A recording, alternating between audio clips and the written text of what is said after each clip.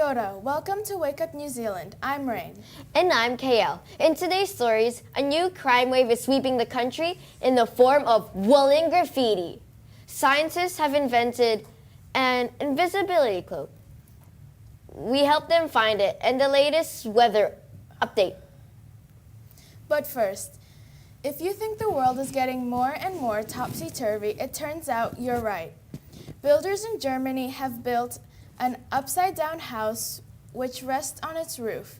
Inside there are beds screwed into the ceiling, upside-down wardrobes, an upside-down kitchen, and even an upturned bathroom. We cross now to our reporter, Mrs. Willy Wonka. Thanks. I'm here with the owner of the house, Sam, and the builder, also Sam, because he's a bit special. What made you decide to build this upside-down house, Sam? Because it's always been a dream of mine, and dreams do come true because look at the proof, and also because I'm built different. What's your favourite thing about living in a house that's completely upside down? I'm very unique and special, and I get that a lot, so I feel really special. What are some of the challenges of living in this extraordinary house? Doing daily things like getting a cup of water, and I hold the cup and the water just flies up to the roof, and when I'm going up the stairs I fly to the roof and hurt myself. Wow, thank you so much for joining us, Sam. Back to you, Rain and KL.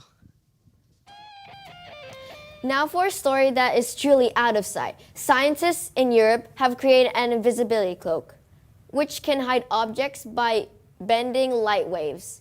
However, since inventing the invisibility cloak, scientists have trouble find. Inventors say soon it is just disappears. Hoping to see through the reasons behind the invisibility cloak, here's our reporter, Maya. Hello, I'm Maya, and with me is Eric, the scientist behind the invisibility cloak, and his assistant Blair, who I can't seem to find. Okay, so what made you want to invent an invisibility cloak? First of all, to be good at hide and seek so I can show supremacy to the other kids that play with me. Can you show me how this cloak works? Sure, so you wear it and then you put your hands out of the cloak and then you'll see them because it's not in the invisibility cloak. But now, when I put it in the invisibility cloak, you can't see it. See, like, hey, don't do that. Yep, okay. What do you hope the cloak will be used for in the future? More hide and seek professionals and secret agents and some private information that I cannot give out to the public yet. Okay. Well, that makes things very clear. Thanks for joining us. Back to you in the studio. Thanks, Maya. Next up, there's a new wave of graffiti crime is covering the country, thanks to an underground gang known as the Midnight Knitters. Without permission, these woolly criminals are covering trees, branches, and lampposts with jerseys and scarves in the dead of night. Police say we are stitching together a case, but there is no real pattern to their crimes. We cross now to Katia with an exclusive interview. Thanks, Rain. I'm Katia, and joining me is a member of the Midnight Knitters gang, Yo Ella, and thanks for joining us. What led you into the dark underworld of knitted graffiti? Well, when I was a little girl, my nanny knitted me some little booties, and when I put them on, I knew that knitting was my destiny, and it was what I needed to do for the rest of my life. Do you see yourself as a criminal? No, of course not, love. Why not? Well, because it's harmless. It's just plain old knitting. And all I would like to do is spread love, joy and peace and add a little bit of flavour to the world. Apart from trees and lampposts, what else would you like to graffiti with your woolens? Well, there are two things. The first thing is there's a little backstory.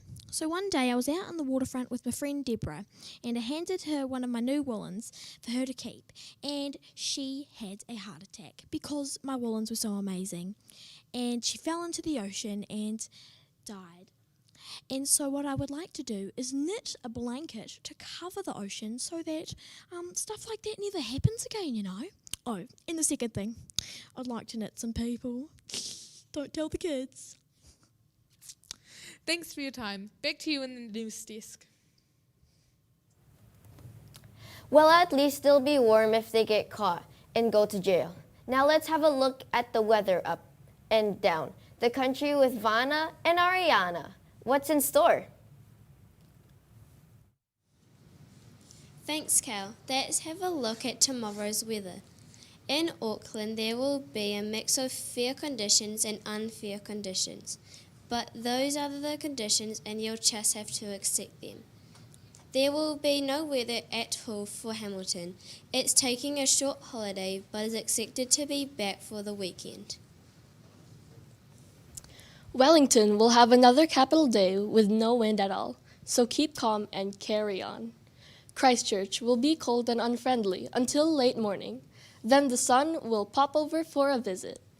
Everybody likes the sun. That's all from me. Now it's back to you in the news desk. Thanks, Vanna and Adiana. Finally, it's time for 2 minutes with Jessica, who is talking to an unusual world champion. Over to you, Jessica. Hello, and welcome to 2 Minutes with me, Jessica. Joining me today is Ella, who has just been crowned the world's greatest liar. Hello, Ella. What's the most outrageous lie you've ever told? Well, so I think it was about a couple years ago from now. So one day I was a bit late to class. I showed up at about 11 o'clock, I'm pretty sure. And the teacher marched up to me. She was like, Ella, where on earth have you been? And I did not know what to say. So do you know what I said to her? I said to her, Miss, last night I got abducted by aliens. And she believed me, of course, because, you know, I'm the world's greatest liar. Okay. Do you lie all the time, or is it just when you're competing? I'm pretty sure it's like an addiction, because, you know, I'm just a compulsive liar now.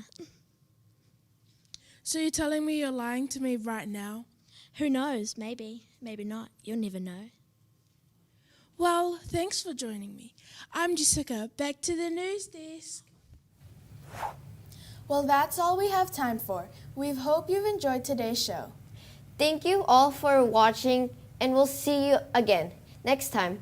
Until then, I'm KL. And I'm Rain for Wake Up New Zealand. Goodbye. Goodbye.